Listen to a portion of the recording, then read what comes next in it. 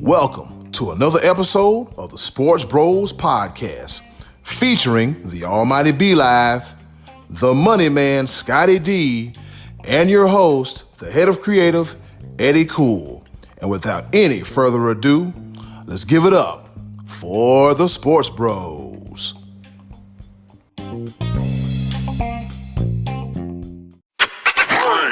It's Tuesday, so you know what time it is. It's time for another episode of Sports Bros Podcast.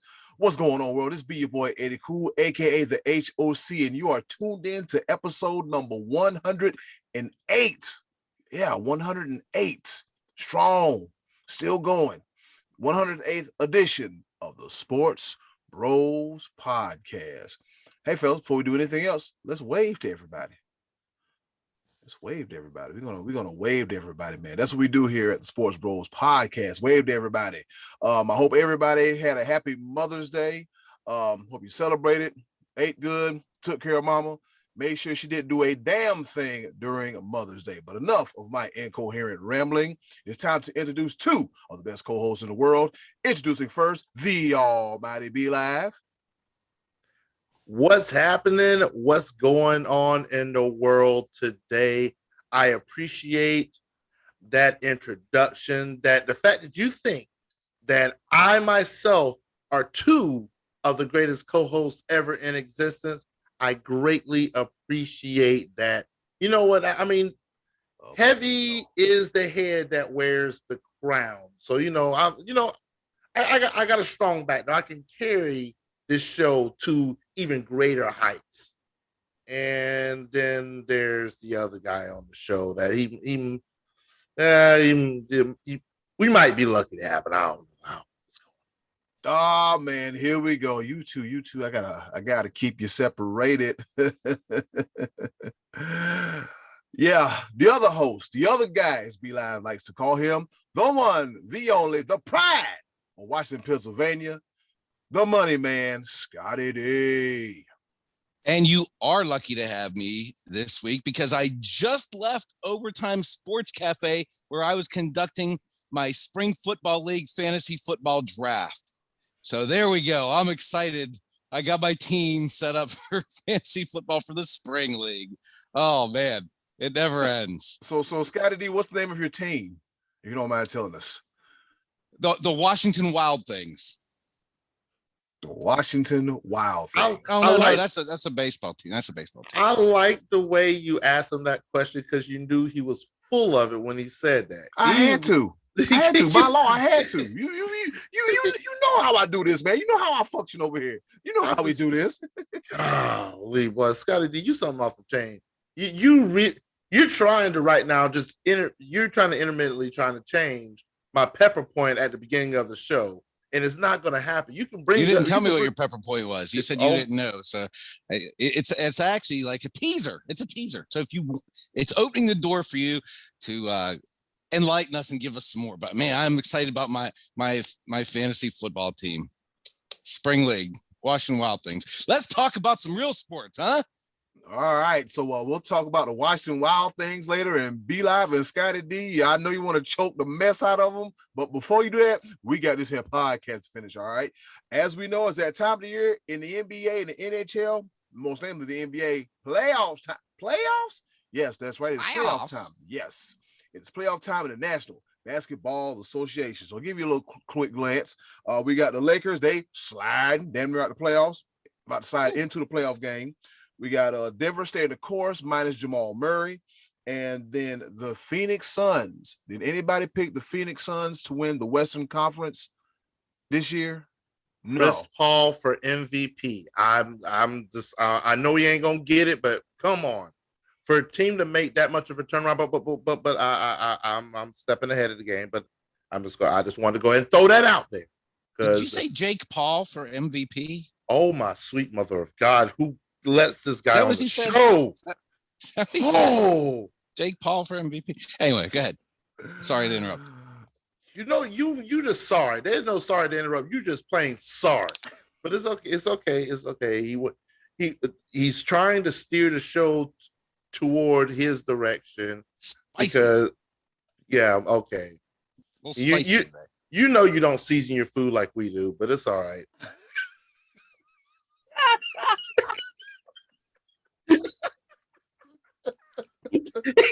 He wasn't ready. Meanwhile, in the Eastern Conference, we got the Hawks and the New York Knickerbockers in the playoff hunt. That's right. The Knicks will have a winning record this season. And the Sixers, the Bucks, and the Nets clinch playoff berths all in the Eastern Conference. B-Live, man, give us a little quick take on what we should look forward to in the playoffs in the both Eastern Conference and the Western Conference.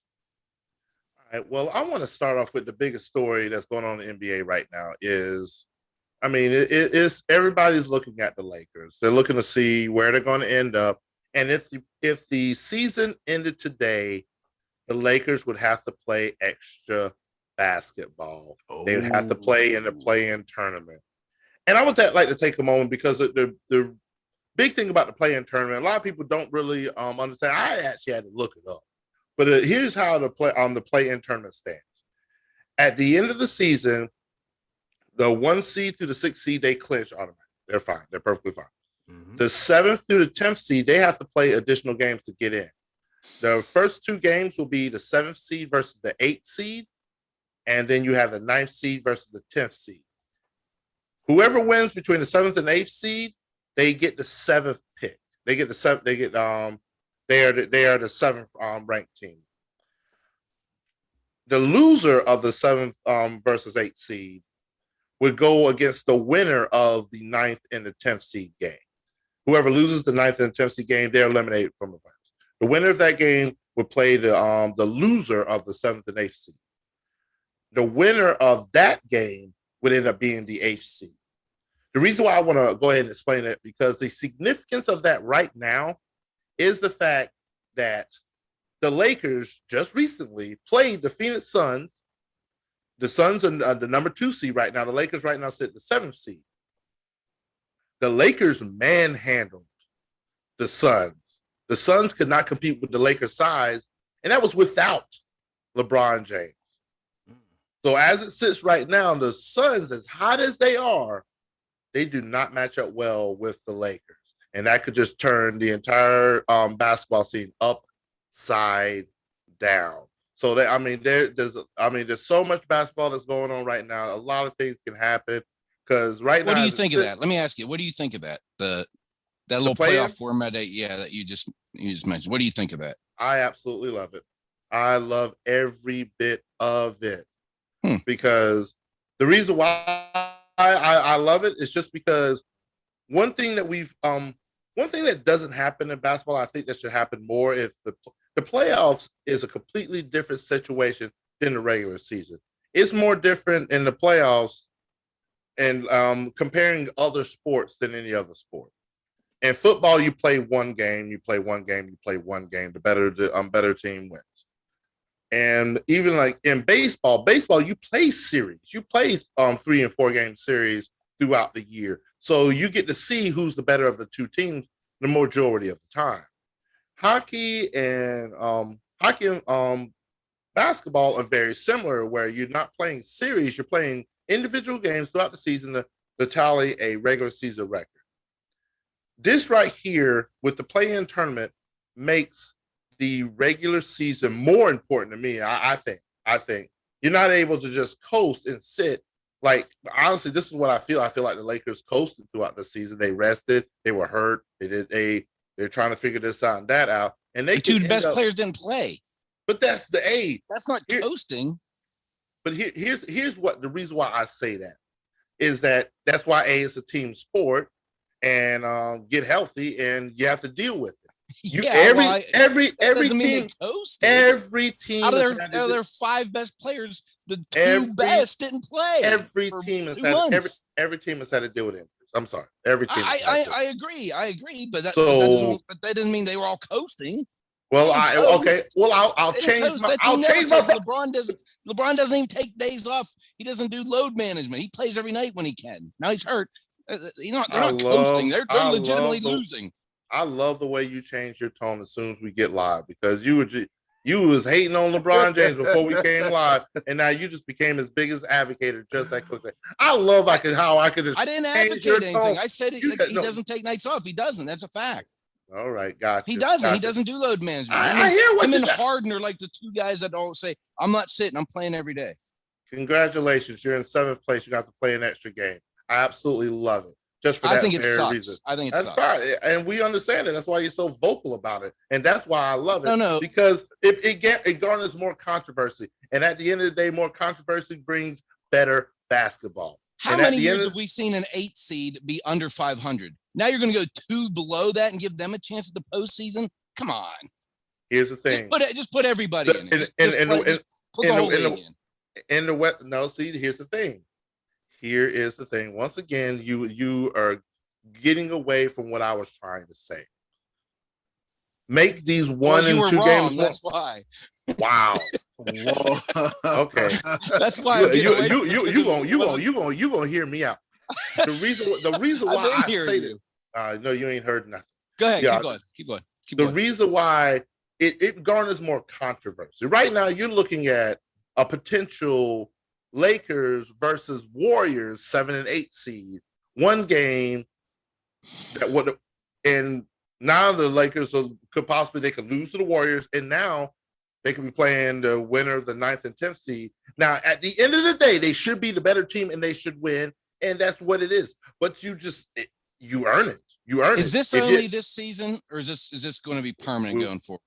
I have not looked into that, but I honestly, why not? These are games that are going to be because you have teams that are they're going to be highly televised. What teams are under 500 in the Western Conference? Year in and year out, you see teams that are under 500 as 7 and 8 seeds going in. Yeah, they're in. Am I wrong? Am I wrong about that? They're in the Eastern Conference, and that's sometimes there's a balance of power. But they're doing the same format. It's the same thing. I understand that, but here's the thing: under 500, over 500, better, worse, whatever, however you want to put it. That's why they're seeds. Now you have to earn it. Hey, guess what? If you don't want to be in the play-in tournament, do better. Play better. That's all you got to do. Sorry that your 2 best players are out hurt and everything, and you don't have the cohesiveness within the team to do better. You don't have the coaching ability to do better.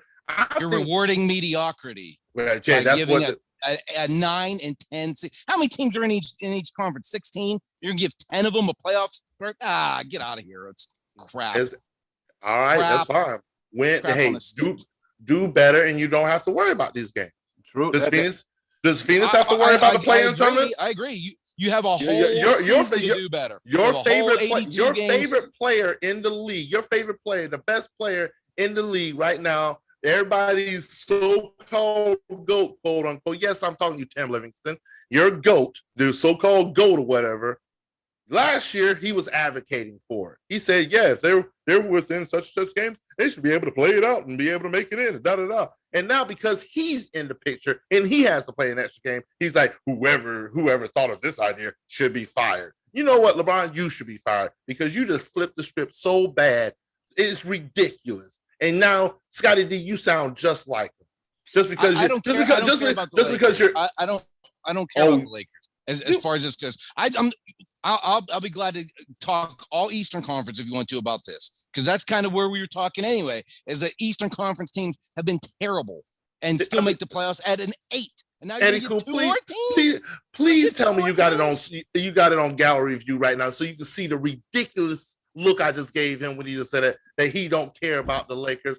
Man, cut it out. The Lakers are the champions, and they have tons of rings. I don't care. That's not what this argument isn't about. Them being in. If they were the number 1 seed or the number 10 seed or 12 seed, we'll say, I don't care. I just think the extra games are not. You're rewarding teams that are not good. You don't need that. You're adding more teams into a playoff mix that haven't earned it over the course of 82 games. Here's the thing. I cannot believe you're saying this, because one of our motto for this show is by the fan, for the fan. This has nothing to do with rewarding mediocrity. This is good for the fan. We get more meaningful games. Are you not seeing this? You get more meaningful games. I'm gonna tell you right now, the play-in tournament will be one of the most heavily watched games this year. I promise you that.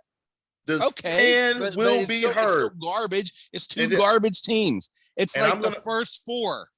And I'm gonna look at the Nielsen ratings after this is all said and done, and I want you to publicly apologize to the millions and millions of people that are going to be watching these play-in games that you say are stupid. And LeBron says that person should be fired. Money, money, money, money. Talk to me. This is about the fans. I like the Penguins to win the Stanley Cup. Wow. That you know when you've won an argument when he tries to switch the conversation. You haven't won an argument because it's stupid. It's stupid to add more teams. I guess it's just like the first four. People are going to watch it because it's the only thing on. Skip that. Go into the playoffs. Play the playoffs with the 8 best teams in each conference. Come on. You guys are coming into this podcast hot and heavy, but I got to cool you off just a little bit. Here. Somebody have some water. I got to cool you off just a little bit. It was just hot gas and straight hot and pepper. Here we go. It's just ride. Yeah, there you go. On the air, I'll tell you what. Who raised you? Hey, man. Sometimes in life, you got to gargle it out. So from the looks of the Sports Wars podcast, yeah, we ready for the NBA playoffs. All right, moving right along. We got the exchange of words between Terry Bradshaw and Aaron Rodgers. Woo! I want my way. And Terry Bradshaw has come through with the smoke. He's like, I don't care. Who cares about Aaron Rodgers? Scottie D, what's the thing about Terry Bradshaw's comments about Aaron Rodgers? It just goes to show you, once you've won a couple rings, you can't tell me nothing. Bradshaw's going to say what he's going to say. Clearly, anybody who's watched football knows that Aaron Rodgers is probably the more skilled, better quarterback of the two. Terry Bradshaw landed on some amazingly dominant teams, great offense, great defense, the team of the decade of the 70s. But he's telling him to quit whining, and he's like, you're 38. Go home if you want to. I don't care. And I'm like, yeah, I agree. I agree with that. Aaron Rodgers is doing a lot of bringing attention to himself. Like I said, this all cropped up just, 5-6 hours before the first pick in the NFL draft. He upstaged the draft with this crap. And now I'm actually hearing that Denver is going to make a push to get this guy. And if I'm Green Bay, and I think I said this last week, go ahead. Let's move on and get away from this guy's drama. I'm gonna say this. Denver. How do I put this? Just, you know what, Denver, if you feel this is me. You feel that you're a quarterback away from a Super Bowl. Yeah, go for it. Give away the farm. But I'm going to tell you right now, in my honest opinion, the question is, do you get 7 years out of this guy? This is the only way and the reason why I would go after Aaron Rodgers, if you get 7 years out of him. That's putting him at age 45. I mean, that's putting him to 45. But here's one thing that people fail to realize. Terry Bradshaw, hats off to you, sir. You said how you felt. You said what you said, and that's what it is what it is. But here's the thing. You said it in his chest. Go ahead. Oh yeah. But here's the thing that I really want to get back to the focus of. Where exactly is Aaron Rodgers going to go? And the reason why I say 7 years is because you're going to give up your future for Aaron Rodgers. Because right now, I'm telling you, Green Bay is looking probably for 3 first-round draft picks, et cetera, et cetera. And the reason why I say if I'm Denver, I'm asking, do I have Aaron Rodgers of last year? Can I get that for 7 more years? The reason why when Scott says that he's going to be 45, yes, he's going to be 45. But he's going to be, right now, he's 45. He's 38 going on 34. You know why I say that? Because he didn't play his first 3 years. That's true. That is true. He does not have the wear and tear of a 38-year-old. So let's throw that out. Let's throw that out of the window. And it was clearly shown last year. He did not miss a beat. So that's the question. I don't give away the farm for 4 years. I would need him for 7. So I could, because I'm basically giving away because what it sounds like is that they're going to give away their first round draft pick of 2022, 23, and 24. Oof. He better give me those 3 years and then a couple more to develop another quarterback. Because that's what why, if you're Denver, why would you want 7 years? That's are you not hearing my point? Yeah, but I don't understand. Like they did the same thing with Peyton Manning. They replaced the Jacksonville tight end with Peyton Manning. Peyton Manning comes in and they go to the Super. They get their money's worth. But if they would have had they get 4 years out of Manning and 2 Super Bowl appearances and a win, if they'd have tacked on 3 more and put him at 45 or whatever, it wouldn't have been worth it because he was limping across the finish line. You could have the same thing with Rodgers. Say, I'll give you 3 number 1 picks, but I'll give you an extension, like a 4-year extension to give you a total of 5 years, but 7 years, that's a long time. That's a long commitment to a football player. But I'm not saying give him a 7-year contract. I'm saying if I'm giving away 3 or 4 years of my future draft picks for this guy, he better give me 3 or 4 years. And here's again, I will say this, and hopefully I'm confused. Hopefully you hear me. You said 7, and you said I'm not saying 7. So I'm saying 7. I'm not saying a 7-year contract. I'm saying that he's as good in 7 years as he is now. If you're committing to him by giving the other team 3, 4, 5 draft picks, you don't give away 3, 4, 5 draft picks just for 2 or 3 years of product. You don't do that. If it wins you a Super Bowl, you do. Does Denver have the pieces together? Are they a quarterback away from winning the Super Bowl? I don't know. I wonder if they evaluate that way. I don't know what their thinking is. And the answer to that is no. Exactly. No. So if you're not a quarterback away, why would you give away the farm to still not win the Super Bowl? Because now that's what that is the point I'm trying to make with 7 years.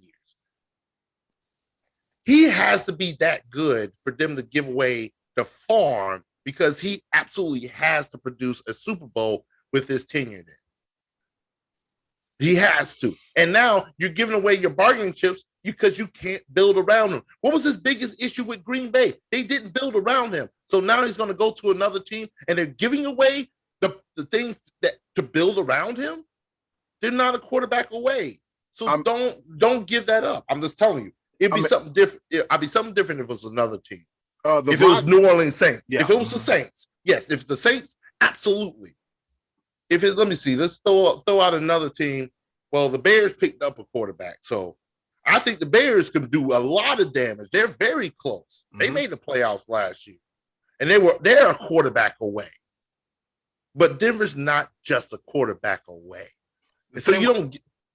So I don't. That's what I said. What I said. Yeah. The thing with Denver is they're they have some potential at wide receivers and everything, right? They do have potential at wide receivers, but it's just. But as B-Live stated, hey, in order to get, you got to give. And so, what are the Broncos willing to give up at this point? All right, Scottie D, get your 7 years. 7 years. Yeah. 7 years. All right. Yeah. Since you guys seem to be in a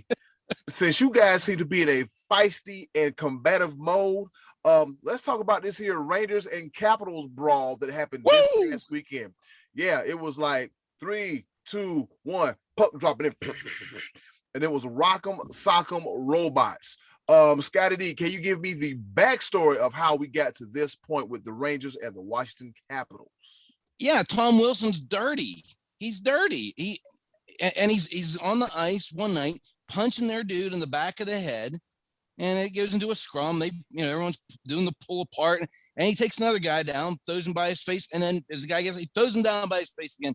He's dirty, and he got a $5,000 fine and a game misconduct. No suspension for this. This guy's a history of suspension, 7, I think, right? And isn't that what they said last week? I think he's had 7 suspensions. Yep, that's true. Mm-hmm. He's dirty, and we've talked about this before. And I said this before, I think on a Pepper Point, where I said the NHL at some point down the road is going to be sorry that they didn't do more with this guy, because eventually he's going to hurt somebody really, really bad. Not just a punch in the back. He's going to hurt somebody to the point of paralyzing somebody or ending a career or doing some kind of, something really bad. And they're going to say, we should have done something about it. We shouldn't have let this guy. He's a thug on ice.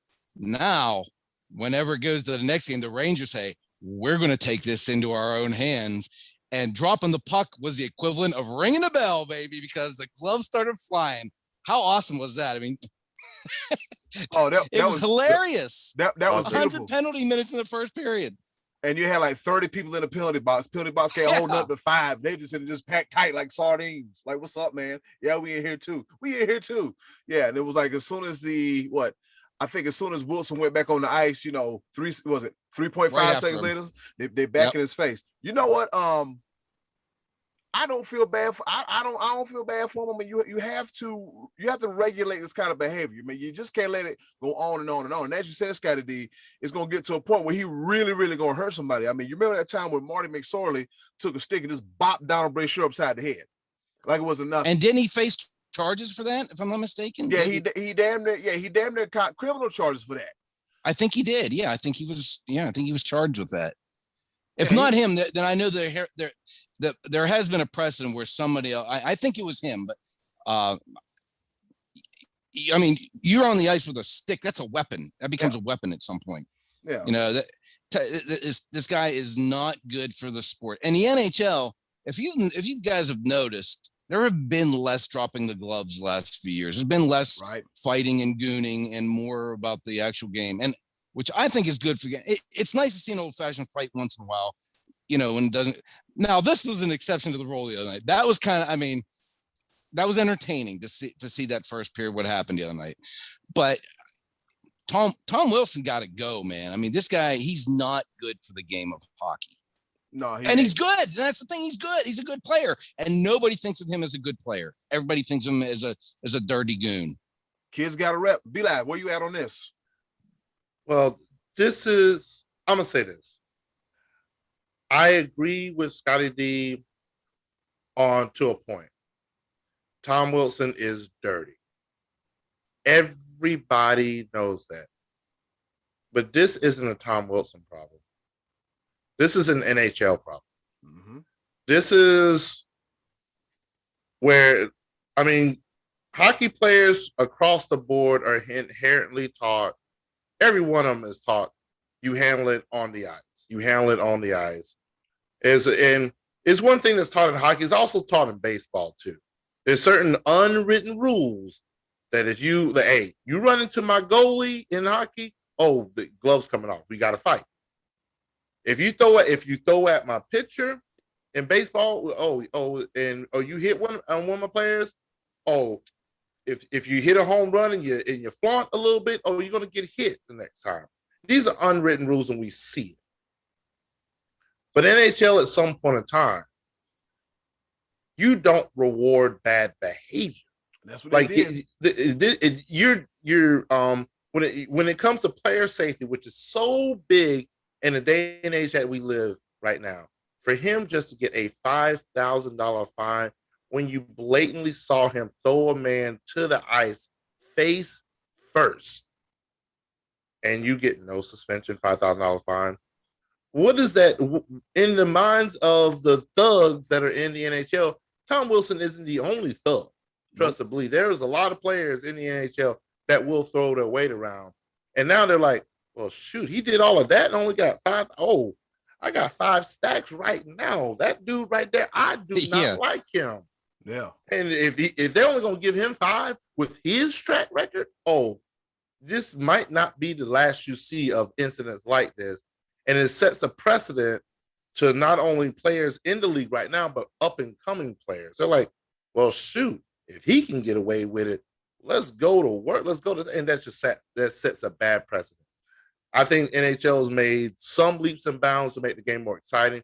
make the game more accessible to its fans and everything like that. Fights are good for entertainment, but they're bad for player safety. And you can't give up one for the other. You got to keep a healthy balance with it, and you really got to punish those that go above and beyond the scope of the game.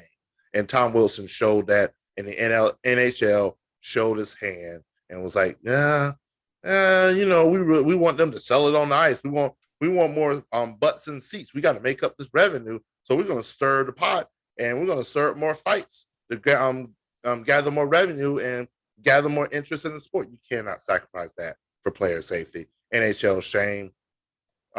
Shame. It was do better. Shame. Do better. And what's the fella's name? The NHL player. He's a former NHL player. Dig this. The head of the Department of Player Safety, George Parros. The New York Rangers said this fool need to be fired. I agree, and they fined they fined the New York Rangers $250,000. You know what? I wish I had $250,000 later on, but here you go. It's a classic case of, with you having the power and authority to do something, then you not do it, and you see the severity of it. We're gonna take it into our own hands. And then we're going to call you out for not doing the job you're supposed to do. You're supposed to ensure that the player's safety is first. Revenue is nice. Viewership is nice. All that in the grand scheme of things, excuse me, and the broad spectrum is very nice. Knowing what we know about concussions, all right? I mean, you got a lot of guys, what's his name? Derek Boulard. I think they did a scan on his brain. His brain was jacked up. Wade Belak, they did some stuff on his brain. A lot of these guys' brains are jacked up. You know, hockey's a full contact sport. They get concussions, they get hit hard, they get checked. Things happen. So George Parros, your ass need to be fired. I said it. What you gonna do? Find me? You gonna come for me? You gonna come for this little bit of money I got? And the thing about this, I'm not one to call for anybody's job, especially now in a country where it's hard to get a job. Well, that's another story for me. Whoa, little buddy. Hold on. Whoa, Trauma. That's a whole nother conversation. Yeah. But you know, and where people, you know, when it comes to jobs, they're far and few between. And I'm not trying to call for a man's job, but George Parros, if you don't do better, your ass got to go. All right, and moving right along, Scottie D, we had some fights going on. Canelo gets the win. And what's next for one Canelo Alvarez? Oh man, I forget the name of the guy he wants to fight next, but they got to make that fight happen. But the fight he had the other night was with Billy Joe Saunders, and he caught a knockout in the 8th or 9th round, and it actually happened between the 8th and 9th round that Saunders didn't come off of a stool, and he got a little bit of flack down there. This fight took place at Jerry World down in Dallas, and there was like over 74,000 in attendance, including Mr. Jerry himself. Packed the house for this, and Canelo busted this guy's eye in the 8th round. So when he didn't come out for the 9th, you know, people cheer Canelo because they love him, but they were kind of booing. But this dude had 4 breaks in his orbital bone. It was his quadrupod fracture, they called it, and basically it was saying that he crushed his face so bad that it might not be able to support his cheekbone. Ooh. And this guy might not fight again. It was that bad. In the heat of the fight, I mean, you could see it swelling up underneath in the corner, and to me it looked bad, but not like nothing I've seen before. But he knew something was really wrong, and fortunately he didn't go back out there and try to go out on his shield, which is what the announcers were saying, like, oh, he's not going out on his shield. Well, this dude, his face was crushed, and Canelo even said that after he said, I broke his face. I could feel it when he threw this. He threw an uppercut, and the fight was completely different. At that point, it was a competitive fight. But anyway, Canelo in his post-fight interview had like 5 belts. He had belts hanging off his arms, over his shoulder, around his waist. He's the man right now, probably the best pound for pound in boxing right now. I know there's some guys in the lighter weight classes that you know may have something to say about that. But interesting thing we saw last week was Floyd Mayweather signed up for this farcical fight with Logan Paul, and his brother gets into it and takes his hat off, says, "I got your hat." Obviously, he's he's trying to sell, which is strange because it's the brother that stole the hat, and Mayweather and the entourage go after him, and he gets his shirt ripped and all that. What I thought was kind of funny though is Conor McGregor then chimes in at Floyd Mayweather and says, "That's embarrassing." Huh. Well, this is a guy who punched an old man in a bar and then bought the bar, knocked a phone out of a guy's hand, threw a dolly through a bus window, and he's saying this is embarrassing. And I agree with him. It is kind of embarrassing that this was obviously, I got your hat. That's a playground stunt. And then Jake Paul actually got that tattoo the next day. He got a tattoo say, "I got you." These Paul guys are nuts. I wouldn't pay to see this fight, but I'll get it for free, so I will watch it. But it's how are they going to turn this now that there's bad blood? This is supposed to be an exhibition. How are they going to just have an exhibition with these guys? Be live real quick. I'm embarrassed that we're even talking about this. I guess. So to some people, this is worthy of talking about on this sports podcast. But I'll give you the time of day with this. But I think the person, something that actually matters. I think the person that you're looking for, Canelo Alvarez, looking to fight next, is Caleb Plant. Yeah, that's the one. Yes. Because he wants to be the undisputed super middleweight champ. And that I would pay to see. So with that being said, yep, that's what's going on right now. Yes, sir. And fellas, guess what else is going on? What up? What's going on? Oh, I'm glad you asked. It's time for our favorite portion of the show, the choices of the voices. And with that being said, hey, yo, Button, hit it. And now, our favorite part of the show, the choices of the voices. Once again, thank you to the wonderful and ever so lovely Miss Button for introducing our favorite portion of the show. You heard the woman. She told you over 100 plus times the choices of the voices section of our show. We love this so much. Like, I was like, Scottie D, where's the choices of the voices? She's like, don't worry about it, man. I got a little busy, but I got you. I look forward to it. I look forward to going through the answers and combing through them and looking at the good answers and looking at the foolishness. Oh, trade deals, we're going to say the best for last, baby. You can believe that. And with that being said, Scottie D, what's the question for this week's choices of the voices? Yeah, the tradition question. Now, I apologize. I was a little bit later getting it up there this week. I was distracted studying for my fantasy football spring league draft.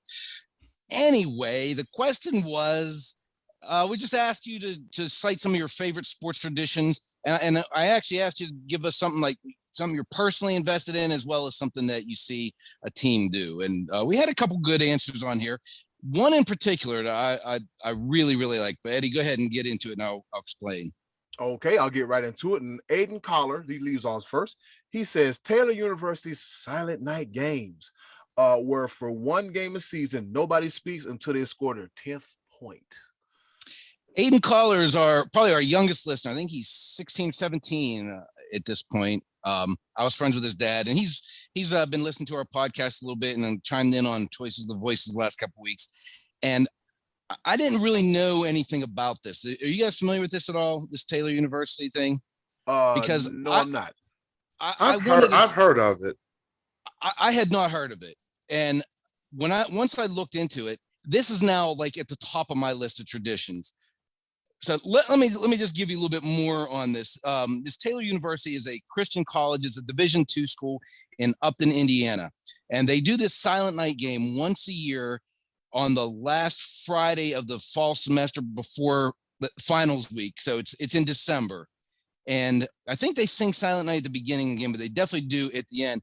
But these guys, it's more than just that. They show up, they pack this arena. They show up dressed up like it's Halloween. They're all wearing different costumes and themes that they put together and everything. And then for the first 10, at the beginning of the game, they'll be in the stands collectively, like they're still into the game, but they're not cheering. You might have a little smattering of applause here and there. When the 10th point is scored, whether it's on a basket or a free throw, the place goes bananas. They storm the court. They're out there jumping around. It is electric. It's absolutely incredible. The atmosphere is like at a frenzy. Every time out, they're they're on the floor doing like different sketches or sketches, something to be entertaining, get the crowd hyped up. And then at the end of the game, they sing Silent Night while the game is going on. So they're going to the free throw line, they're blocking shots, and it doesn't matter. They sing like 4 or 5 verses of Silent Night, and they're locked arms and they're all together. It is awesome. And there's a few different videos on YouTube. The one I came across that I really, really struck me is it's about 15 minutes long. Invest the 15 minutes watching this video. It is so compelling. It'll get you hyped to the point you're like, I want to go down to that. I want to be in that arena dressed up as something, as a sports pro or something. I want to be down there watching this. But this was absolutely incredible. And I can't believe, as hardcore sports fan I am, I've never come across this before. But what an incredible tradition. I mean, it is a sight to behold, really. And if you get a minute, go on YouTube. So Aiden, thank you for that answer, because that brought me to, I mean, I had so much fun sitting and watching these couple videos on YouTube of Taylor University from Upton, Indiana. Wow. Okay, that's a good one, Aiden. Thank you, Aiden. A great one. Another great contribution to this week's Choices of the Voices, man. Keep giving us the good stuff, man. Keep it going, brother. All right, buddy. Thank you. Yep, we got the best name of the game. Joe Comfort. He says, "I'm no OSU fan. The Ohio State University." As be loud. Let me switch to gallery view. Say it again. The Ohio State University. All right. But when their marching band spells Ohio in cursive during halftime at football games, I find that pretty impressive. That is pretty impressive. Well, it's hard for us to like that, I think, because we're not Buckeyes fans, right? Well, what I find impressive is I'm going to reshare my what happened and my feelings about the Ohio State. Oh my God, the disdain, and how dare you. Joe Comfort, I appreciate the answer, and this is your tradition and everything, and we don't want to get Eddy Cool beat up in his area, his neck of the woods, because he is surrounded by them. He actually lives with one of them,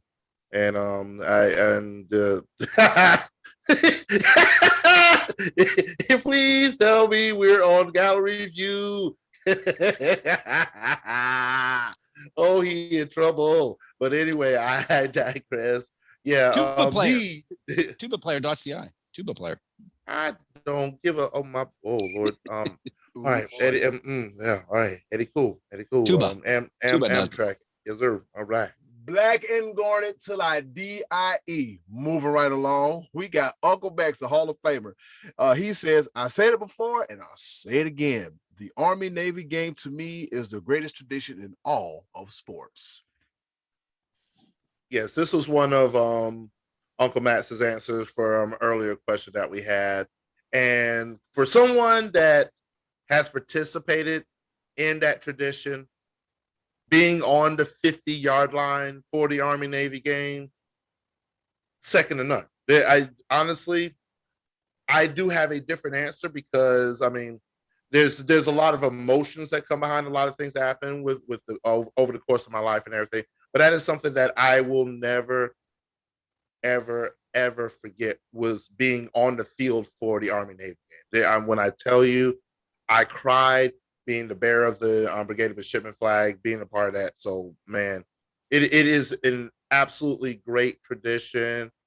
Everything about it, the entire week prior to it, living that entire, being a part of that entire tradition was absolutely amazing. Thank you, Uncle Max. Yep, that is always a great spectacle to see on TV. But wait, Uncle Max has more. He says, as for a family tradition, we would barbecue for the 4th of July and have a wiffle ball home run derby tournament in the backyard. We've even had a pitchback as the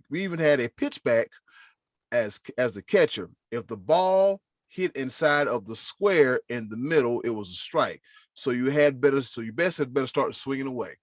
Okay, yeah, a little bit of fun. I had a pitchback when I was a kid. You guys know what that is? No, explain it to me. That's why I'm over here like, what's a pitchback? It's a big net that maybe about 6 feet tall or something, and you tape a square in the middle of it, and when you throw the ball, it'll bounce back to you. I had one of those in my backyard as a kid, but it's actually like a visual strike zone that you set up. Yeah, so just a I hadn't actually even heard anybody mention a pitchback in years. That was kind of cool that he said that. Good job, Uncle Max. We love it, buddy. Couple good answers there. Thank you, buddy. Yeah, I think one of the kids in the neighborhood got one of those. Yeah, it's big. Yep, I know it's a pitchback. Okay, yes, Uncle Max. 2 good answers from the Hall of Famer himself, Uncle Max. Damon Benco, he said John Madden's turkey legs. That's a good tradition. Yeah.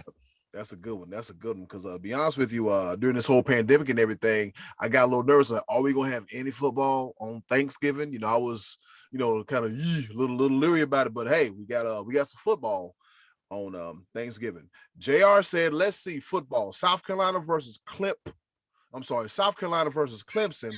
and Duke basketball versus UNC. JR, look at me.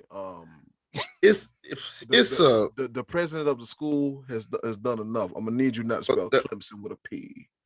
Well, here's the thing. I will help him out with this. I'm gonna help him out with this because it's actually like the initial pronunciation of Clemson is Clemson. It actually is how it's originally pronounced. It's not, but over the course of he spelled it that way as a play on how it was originally pronounced. I think it was a typo. It isn't. I think it's a typo. I think he did that. No, he did that on purpose. I know, and I actually know the tradition behind it. Okay. And it's now it's turned into a dig, and now it's turned into a dig from Coot fans. That's why we call them Coots. To the more far superior team in the state, which is the University of Clemson Tigers. We'll talk about that. We'll talk about it later in the show because I want to go in depth with the South Carolina Clemson rivalry. Because Eddy Cool, he almost spilt the beans. I ain't gonna allow him to do it because that's gonna be my time and my pepper, and it's gonna be extra hot. It's about to get hot. Yes, sir. Be Live in the industry, they call that a lead in. You kind of tell it, but you don't tell it all the way. You just sprinkle just a little flick, and that's all you need. Just a little light flick. Okay, I hear what you say. But yeah, you and Scott both like to just rain on my parade from time to time. That's all right. I'm gonna let it go because I'm gonna still come with it. And regardless of what y'all try to do, I'm gonna still come with it. And because that's who I am, is what I do. Yes, sir. What else do we have, Eddy Cool? Thank you, Scott. Moving right along, we got Matty Ice, Martin Tracy. He said, my all-time favorite tradition that started well before my childhood, but carried along by my folks like me. As a Boston Red Sox fan, everybody knows the rules. Whenever you see someone wearing a New York Yankees hat or a shirt, you holler real loud in a chatting manner, Yankees suck! Best tradition I know, proud to carry on. Squish the fish was another good one. I don't know what that means. Can somebody enlighten me on Squish the Fish? Anybody? I think it's a Dolphins reference for Patriot fan, isn't it? Okay. Makes sense. Squishing the fish. Speaking of a Patriots fan, Corey Paul, he says college basketball. He says Duke basketball, Cameron Crazies, chants and jumping up and down while yelling loudly. Just being some college kids making a bunch of damn noise. Not a Duke fan, but that always does look kind of cool at the beginning of the game. They're bouncing around the Cameron Crazies. Cameron Indoor Stadium, what it sit like? I'm not even like 8,000 or something like that. It's a very small basketball arena, and they pack it, and it gets incredibly loud in there. And I don't like Duke at all, and I've made that perfectly clear many times. But that's the second mention of Duke basketball. Ain't gonna allow it again. At the third time, we're just gonna have to nix it. So, yes, sir. All right. Boy, I bet it get hot and stanky and funky up in there. All them college kids jumping up and down. Lord. Smelling like all day but I'm going to stop. I don't know what made me say that. It's just the 8,000 people in one building, just like this. Just squished. What's one of our old favorite sayings? Like hot sauce and hot and pepper. Yeah, I smell it like hot sauce. You know what? And hot and pepper. Yeah, just Just bad. Just bad. Don't let nobody mess around and poop. All right, moving right along. We saved the best for last. Yes, we did. Trey Dizzle. He says, Scottie D, I love when the Dallas Cowboys draft pick is about to be announced and all the other fans boo.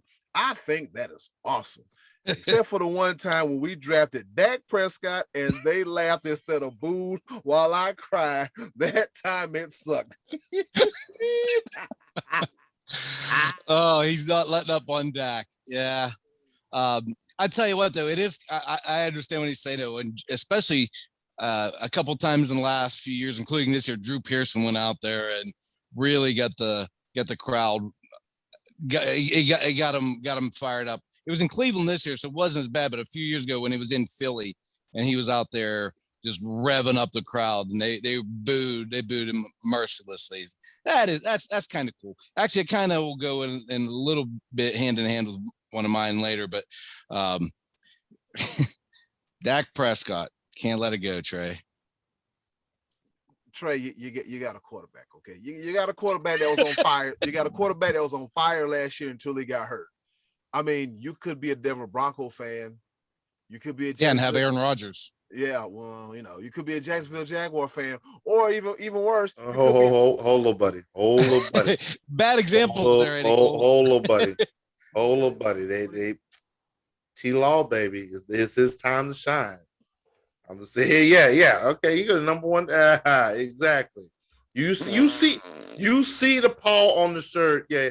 We're gonna apologize to our listeners for his Eddie Cool's bad references of teams that Denver could end up with Aaron Rodgers. I said before that would be a bad idea for them, but Jacksonville has their quarterback of the future. I'm just gonna say this to Trey Dizzle, just because I like to poke the bear. $160 million. Oh yeah, you're gonna have to get over that, bruh. Because there's you just you is STUCK stuck. It hurts so bad. It hurts. 6 zeros and throw 6 more zeros.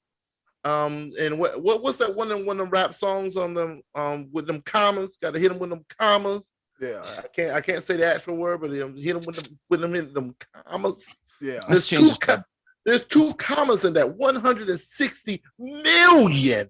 Let's change the subject on that Prescott contract. It hurts so much. 4 years, average of $40 million a year. How much guarantee was it? $127 million guarantee. Oh. It hurts. Bears are being poked and abdominal regions are hurt, and it ain't gas. It's Dak Prescott. And it hurts so good. Tell me, baby, it hurts so good. Super Bowl. All right, what else we got, Eddie? Cool. All right, man. So here we go. Shout out to Aiden, Joe Comfort, Uncle Max, Damon Benko, JR, Martin Tracy, Corey Paul, and Trey Dizzle for their participation in this week's edition of the Choices of the Voices. Scottie D, what you got for this week's answer of the Choices of the Voices?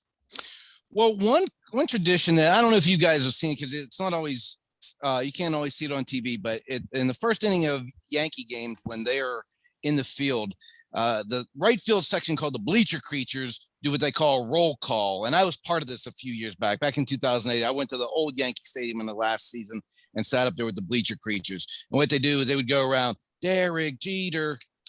They would chant A-Rod, they would chant every guy's name until they were acknowledged. So they'd chant A-Rod's name, he'd wave out him, and then everybody would cheer. Then they'd chant Jeter, and then he'd wave, and they'd all cheer. They did this to all 9 position players. Or I don't know if they did to the pitcher, but that's kind of a cool tradition that I was a part of one time, that the Yankee fans do that. One for me personally, actually, there's kind of 2 that go back to, here it is, Overtime Sports Cafe. I spent 16 years there and a lot of traditions established. At the beginning of the NFL season, so you guys know what I'm talking about. But if you've never been there, Overtime was a sports bar I worked at, and it had a 10-foot video wall that we would divide into 4 screens. We also had 3 projector screens. Pardon me. Wow. Third time the charm, you got it. Mm-hmm. Yeah, projector screens, and we would feature a different NFL game on there. So at about 10 till 1 every Sunday, I would play Let's Get It Started by the Black Eyed Peas to get the crowd kind of fired up. And then I would go up on the stage and let everybody know what game was going to be on each screen. And then I would call out each team that everyone would cheer. We got the Steelers on this screen and people cheer. Then the Browns. Yeah, they would, and I would always make sure when I told them when the Cowboys would play, I would crank it up good. And I would say, and on this screen, your Dallas Cowboys, and I would get booed like Drew Pearson, and it was amazing. It was awesome. I loved it. It was my favorite part of the Sunday morning tradition at Overtime Sports Cafe. And another thing I used to love was Selection Sunday at Overtime. Whenever we had the big March Madness bracket, and they would announce it, and I would fill it in on the screens as we go down. Then I would run the brackets, and we would have a little poll going, and then at the end of every March Madness tournament, after the championship game, I always, before I decide to turn off, I'm going to listen to them play one shining moment and show like the highlights that happened over the few weeks of the tournament. I think that's a great tradition. From Selection Sunday to one shining moment. Love March Madness, that whole tradition. It's good to get it back this year. And lots of traditions over at Old Overtime Sports Cafe, but those were a couple of my favorite ones. Be Live, how about you? What you got, buddy? All right. We're just going to take a moment. You hit some heartstrings there because Overtime Sports Cafe. Overtime, man. We're talking how many years ago we meet? What was it? We're looking at 16, 17 years now? Somewhere in that neighborhood. 17, probably 17, around 18. 2005 or 6, somewhere in there, yeah. I know on my 22nd birthday, it was one of my stops when I was riding in the limo. So that was woohoo. That was 16 years ago. That was 2004 that we did make a stop. Wow. Mm-hmm. So yeah, that limbo was something else. Pay attention. Here we go. Oh man, but yeah, when it comes to traditions in sports, that's why I had to wear the Paul, because it's one of those things. There's traditions everywhere across the board. Uncle Matt's mentioned the Army-Navy game, which is just, again, second to none when it comes to overall traditions. And my heart will always be there. But when it comes to Clemson, I bleed orange. A close, I would say, a consolation prize is Carolina Panthers football games, where one side of the stadium yells, "Key!" and the other side yells, "Pounded!" And then at the end of the game, hush your mouth. Hey, this is my time. I don't understand why we have this problem all the time. Let me have my time. And then at the end, after Carolina Panthers victory, "Sweet Caroline," the whole crowds go, "Ba, ba, ba." Good times never seem so good, so good, so good, so good. But yes, Clemson football.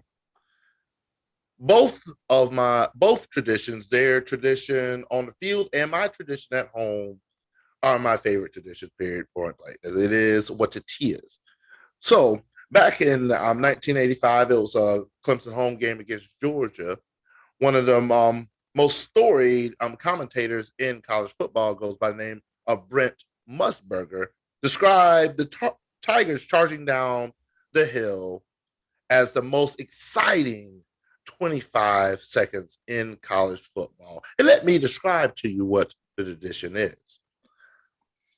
The locker rooms are actually located on the other side of the field from the hill. And so when they leave, they go to the field for practice and everything before the game, and then they head to the locker rooms. After they gather themselves in the locker rooms, they actually have buses parked on the other side of the field, and every player climbs on a set of buses, and the buses are escorted by police around the stadium to the top of the hill, where all the football players come out, and before they run down the hill, they touch Howard's Rock, which is another story tradition within itself. And if you won't give 110%, keep your hands off my filthy rock. Yes, sir, Frank Howard. On one of the story college football coaches and at Clemson. And so after touching the rock, the cannons fire, all the players and coaches run down the hill. The band plays. The band is lined up on the field. They run through the band. The cheerleaders carrying the flag spell out, and the whole crowd CLELSON.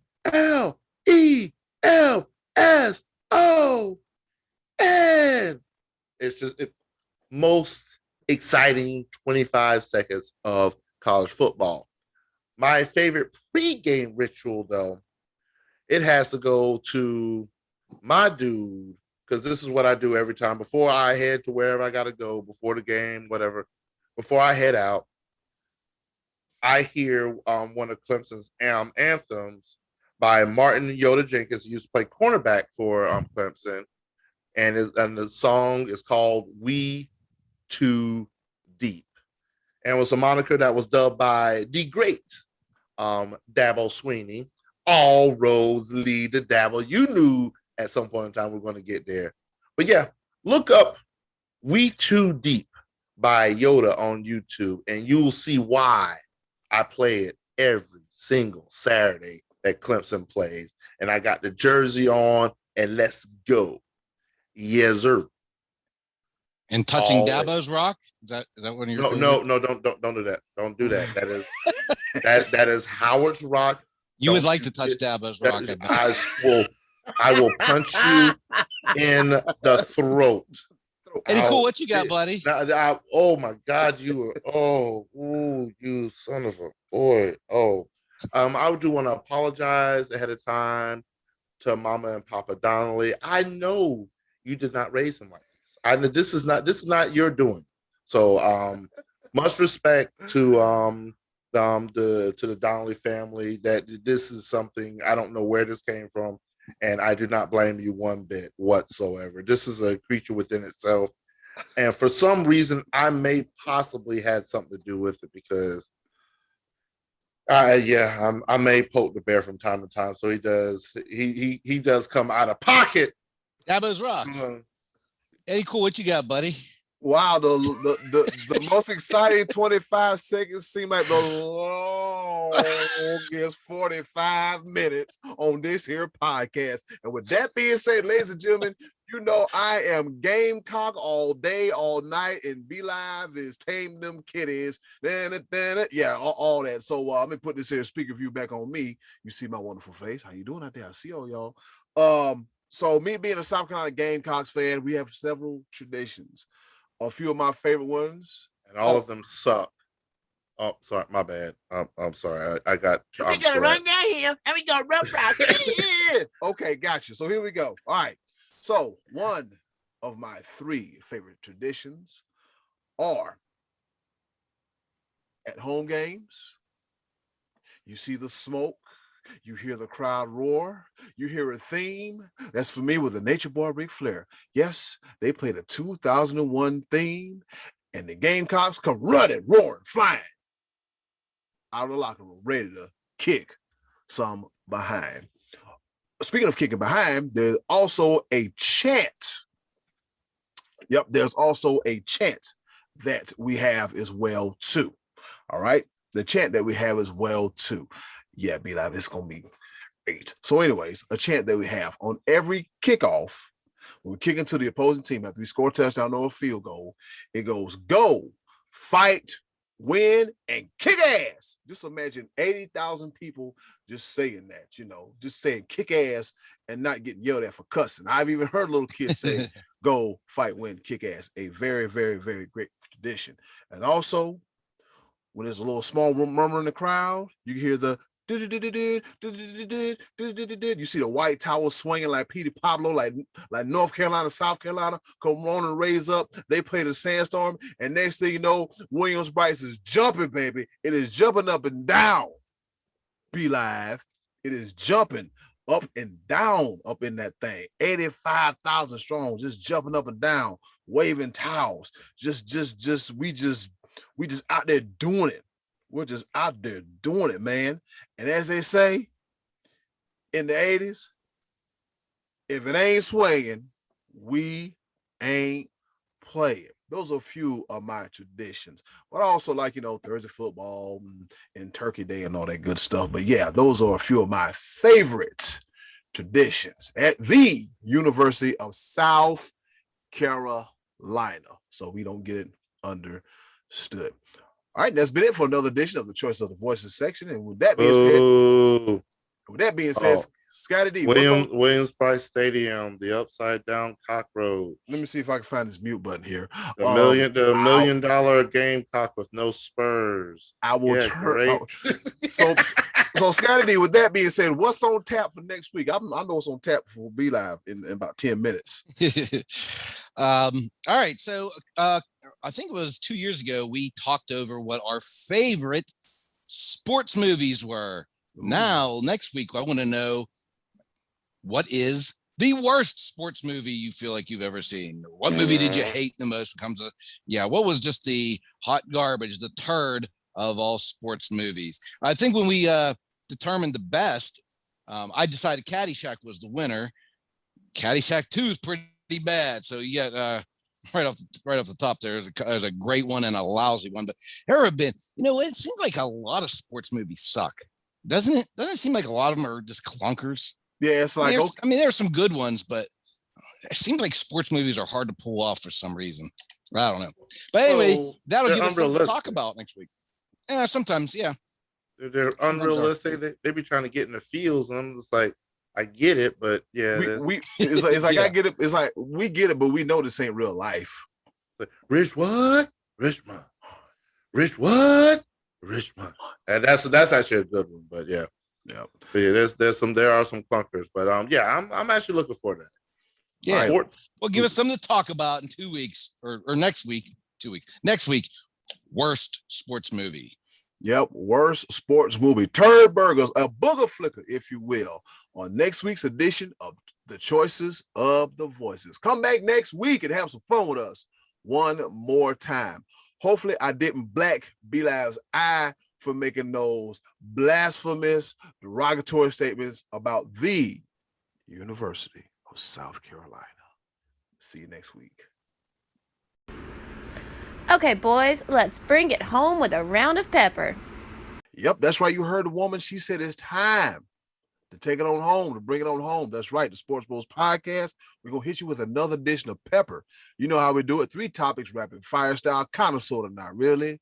And with that being said, I'll go first. Like to give y'all some history, especially when it comes to sports.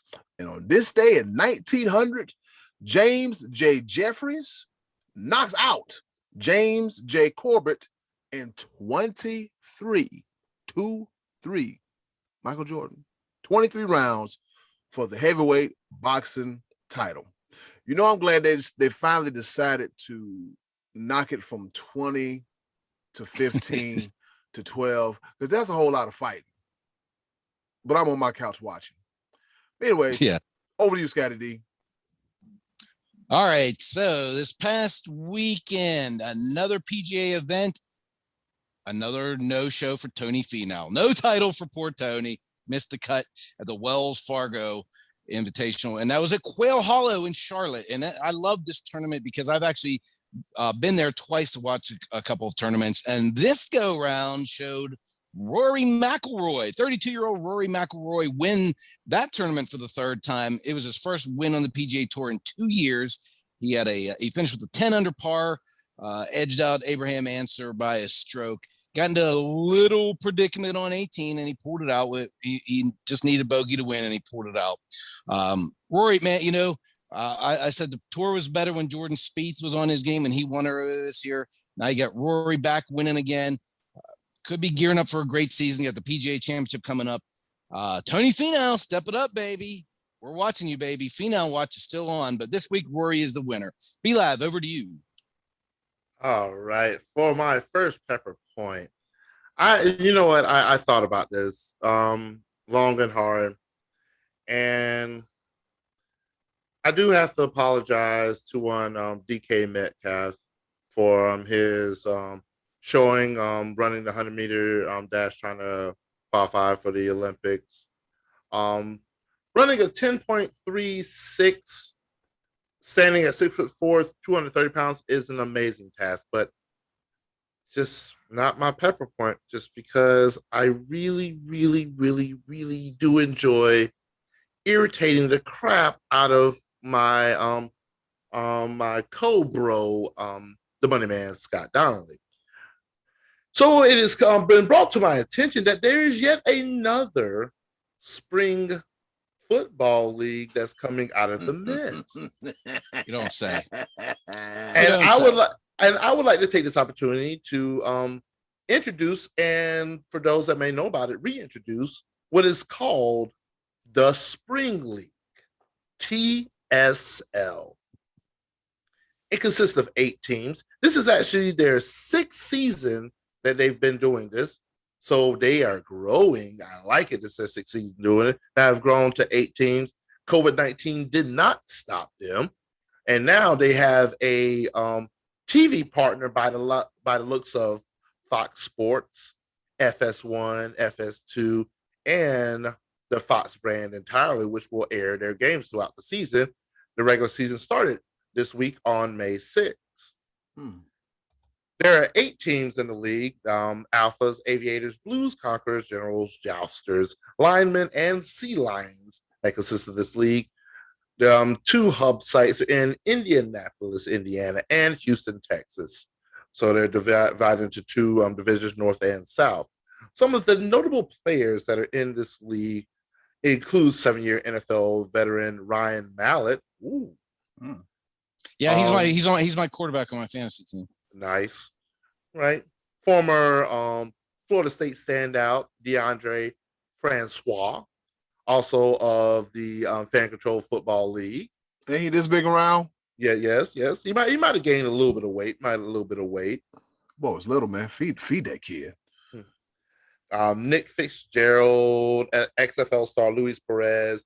So it's a lot of collection. There's 39 players with XFL experience. There's 19 players that have experience with the Fan Control Football League. So it's a conglomeration of all the leagues that the money man absolutely despises. And so I'm looking forward to following them throughout the season, all the way up to their championship game, which is going to be on June 19th.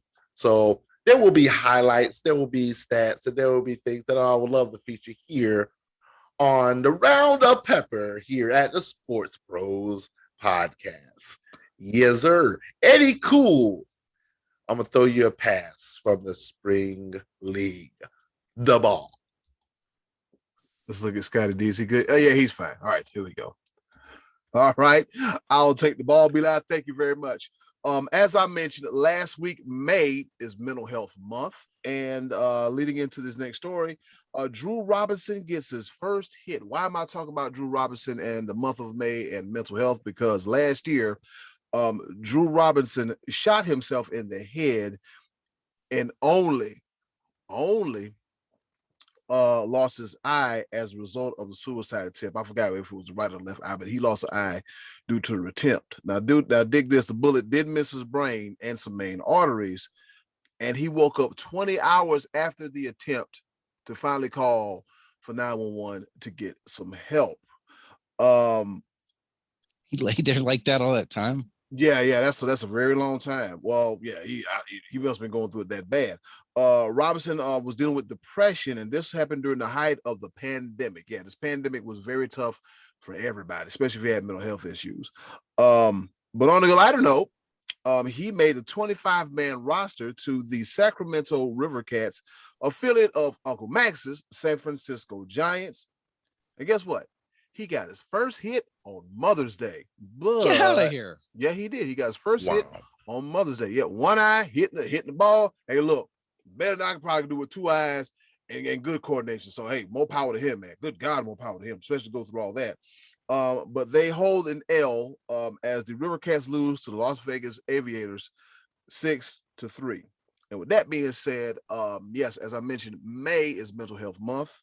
And if you know anybody that's on the verge of suicide, I'm going to give you a little quick number to the National Suicide Prevention Lifeline.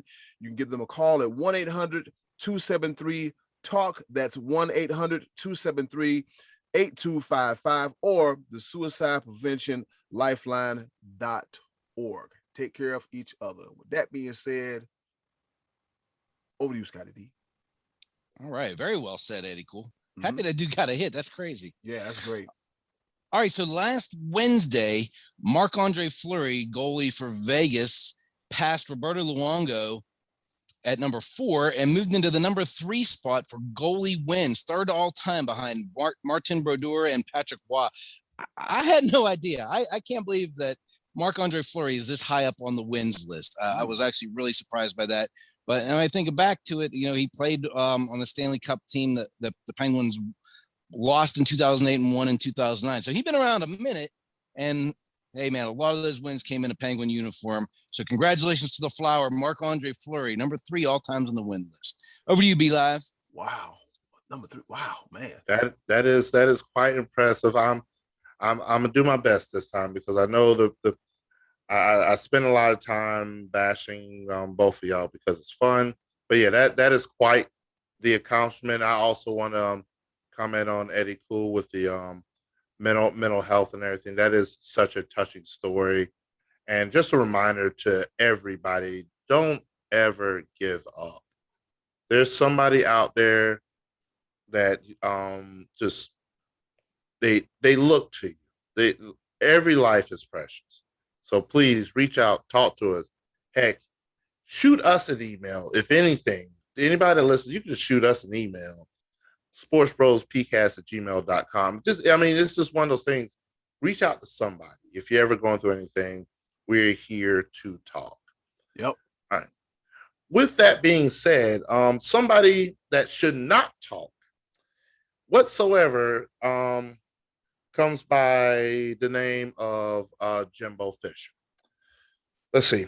And why I say Jimbo Fisher should not talk, there's a number of reasons.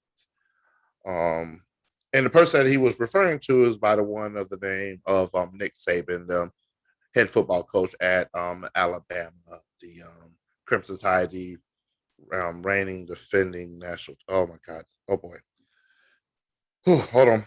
I'm just give me a moment. I don't like Alabama, but I got to give props where props is due. You want some They water? won the national championship this year, and he's struggling with it, folks. He's okay.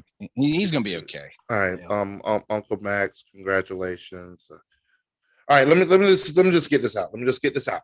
All right, so one thing that I'm not going to do, even though I dislike Alabama, and I bleed orange, Clemson all day and all that. What I'm not going to do is talk trash about Nick Saban. I may talk trash about Alabama, but I'm not going to talk trash about Nick Saban. That dude, he's proven it.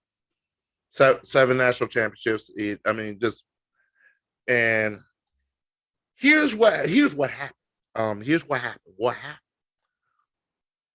Jimbo Fisher was asked, what would it take for Texas A&M to beat Alabama outside of Nick Saban retiring? Jimbo Fisher took this point in time and said, well, shoot, we ain't going to wait for him to retire. We'll beat his ass right now. Whoa, wait a minute. Oh, my goodness. He said that on live television. And one thing I want to say, I do appreciate Scottie D because he brought up the fine sport of golf and how competitive it is. And Nick Saban also believes in the sport of golf because that's the only sport that Nick Saban thinks that Jimbo Fisher can beat him in. And that was his response. He said, Jimbo Fisher said that. What was he talking about in golf? Icy. Yeah. I when I heard it, I my jaw dropped. I immediately hit up the bros. I was like, did he really just say that? And he was cool with it. He didn't miss a beat. I was like, oh my goodness. So that game, I believe, is sometime in October, Texas A&M versus Alabama. My eyes will be glued to that screen because on top of that, not only Nick Saban has beaten Jimbo Fisher 3 times by an average of 23 points, Nick Saban is a whopping 23-0 against his former assistants. Jimbo, you shouldn't have said that. You shouldn't have said that. Eddy Cool, the ball. As the kids say, Jimbo don't want the smoke. Like, this ain't Tommy Tuberville you're talking to. Hell, this ain't even Houston Nutt you're talking to. You're talking to Nick effing Saban. All right. Eddy Cool. Can I take it back real quick? Nick Saban basically said, "This ain't what you want, player. Well, put your hands on me. Put your hands on me. Yeah, this ain't what you want. Put your hands on me then, since you want something." Oh my God.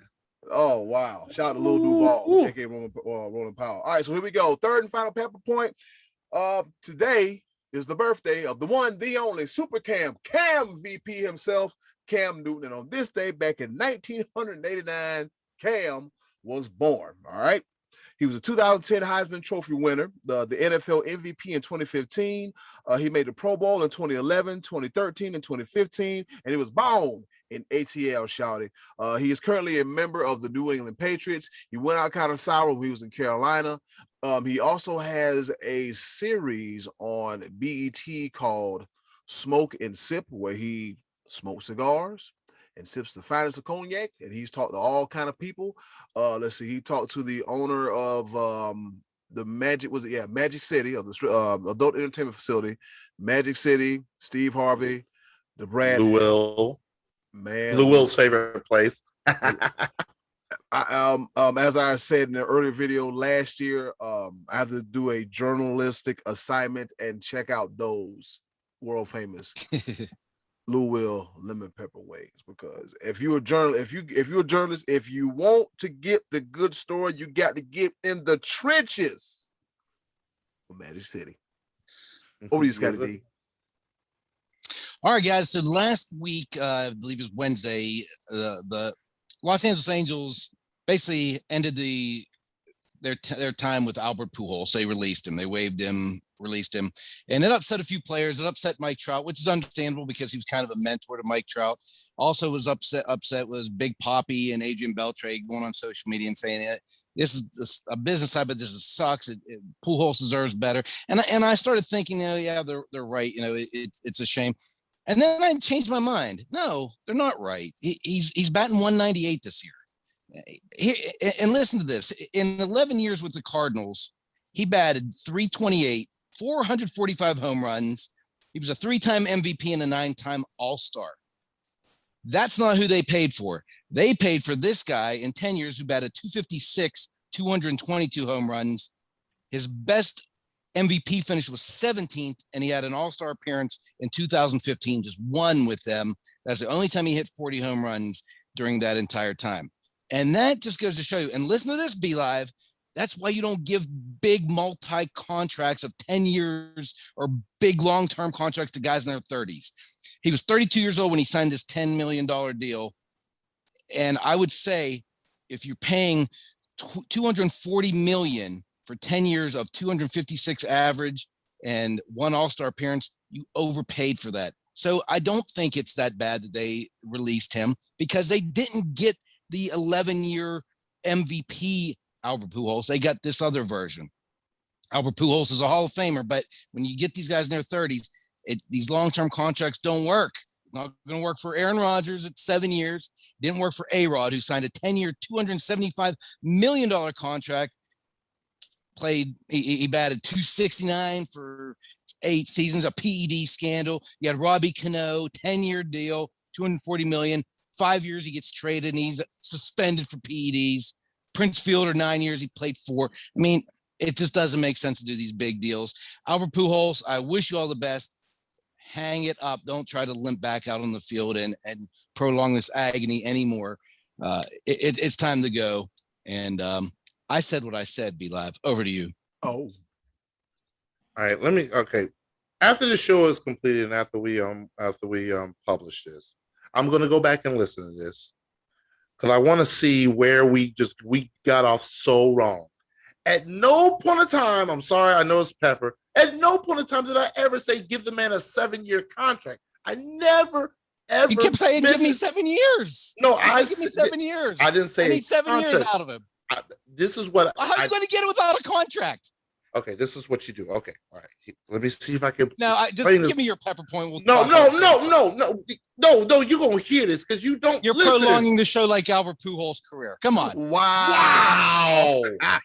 Let's talk about the thing behind your head up there that I'm looking at. That weird. Scott, why you All right. So yes, Scottie D, as you're alluding to, I know there's quite a few people that might be asking, what is going on? What is the background that the Almighty One to be that Be Live has? Nothing. And, Nothing. And there's a reason for that, and that is my third and final pepper point. Because this goes out to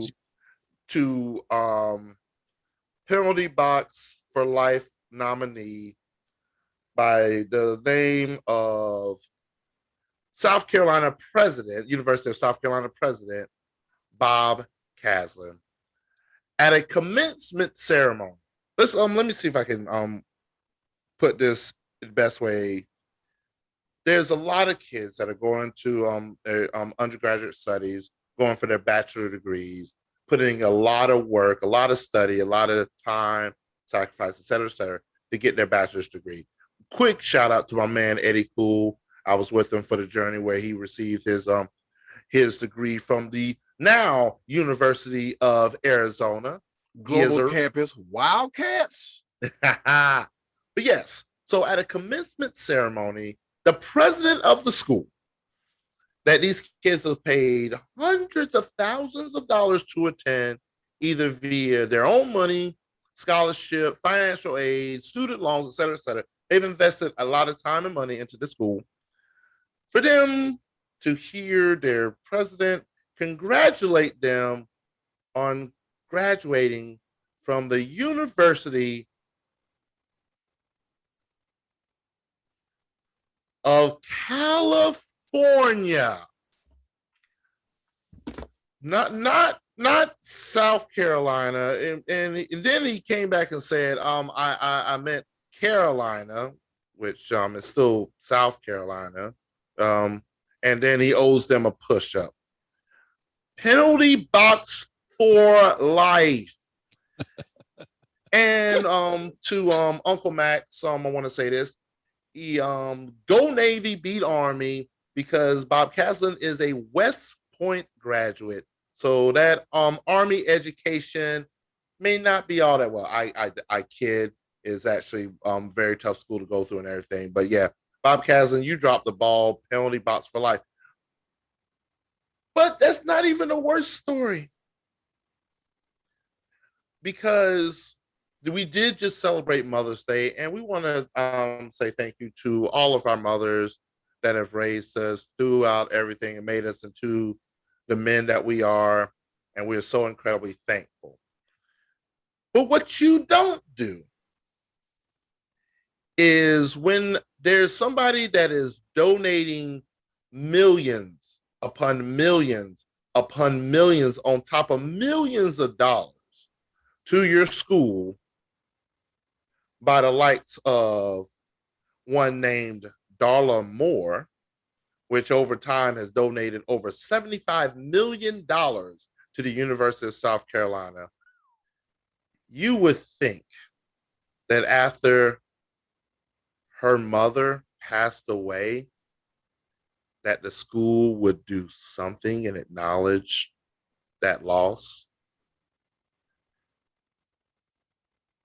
The University of South Carolina neglected to acknowledge the passing of Darla Moore's mother until after the fact, after they caught heat from it.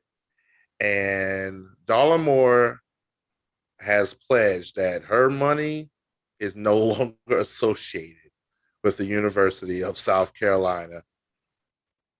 President Bob Caslin, do better. She's donated money to Clemson, and Clemson quickly responded and said, hey, we are so incredibly sorry for your loss and condolences, everything. But South Carolina, I need y'all to do better. because this 7-year train that you got going on where y'all have not been able to beat Clemson, it's going to be a whole lot worse when you lose your biggest donor. So year 8, 7 in a row is coming real soon, and it's not looking good for that other team in the state. And it just goes to show what Dabo said was right. The real USC is in California. California love. What the hell do you like? Oh, Lord have mercy. Yeah, ladies and gentlemen, I did just pull a rabbit out of the hat. I don't think Eddy Cool knew about that. I did not. Well, you made 6 pepper points, so I mean, I made 3. It was just stop. You will not. I counted 6, but hey, there was 3. There was 3, and they were all. You know what? I may have done 5. You did 6. I did. Okay, let's see. Okay, no, there was 2 that was consolidated with the University of South Carolina. So that's only one. About the president. You talk about Darlamore, and you talk about beating Clemson. There's 3. The first pepper point, you talk about DK Metcalf and whatever the other. Okay, that will count as 2 and 1. There's 5, and in the middle one you did 1. So that's 6 pepper points. No, I did 4. I think you missed the concept of the quick hitting, you make a point and then pass. Ladies and gentlemen, there's been another edition of Pepper. We're going to go back and we're going to go through all of our episodes, and we're going to see who actually spends more time in Pepper. I want to say Scottie D spends more time in Pepper than I do. I'll take that bet. All right, hey, Eddy Cool, we got an assignment for you. We need you to go through 107 episodes and possibly like an hour and 15 hours, and I need you to time all of the Pepper points of all 107 episodes. I want you to get back to us within the next couple of days with that report. I wish I knew where the dump button was, because I'm going to come in at approximately 107 minutes, and B-Live probably be about 450 minutes. So that's where we're at. Anyway, here's a bonus pepper point. Bob Baffert. Oh, we watching you, baby. We don't know. Kentucky Derby controversy here. He said they suspended him at Churchill Downs. The horse is on the juice. Horse is juicing. Yeah. Hey, now it makes sense. He did compare himself to Tom Brady. A little funny business going on there. I see the parallel now. The flag game, juicing horses. Yeah. Avocado ice cream. Just go with the avocado ice cream. That is legal. Avocado ice cream is legal. It should not be a thing, but it should. Where are you going? I'm going into Overtime Sports Cafe. You gotta go to work. You gotta clock in. All right. You know you can find us on all of the Sports Bros podcast related social media platforms. B-Live did a nice little cool little video, which you'll be able to see soon. Anything else y'all want to say before we get out of here and hate watch Monday Night Raw? Hate watch is exactly what it is. Absolutely. Check us out on YouTube, everybody. Watch our YouTube videos.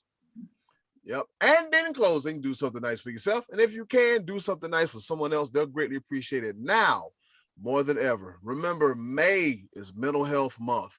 Be nice, be kind to each other, and take care. Oh, man, I wish overtime was still a thing. It's been another episode of the Sports Bros podcast. So I guess I got to just... they all could be California girl. You got jokes. Yes, sir.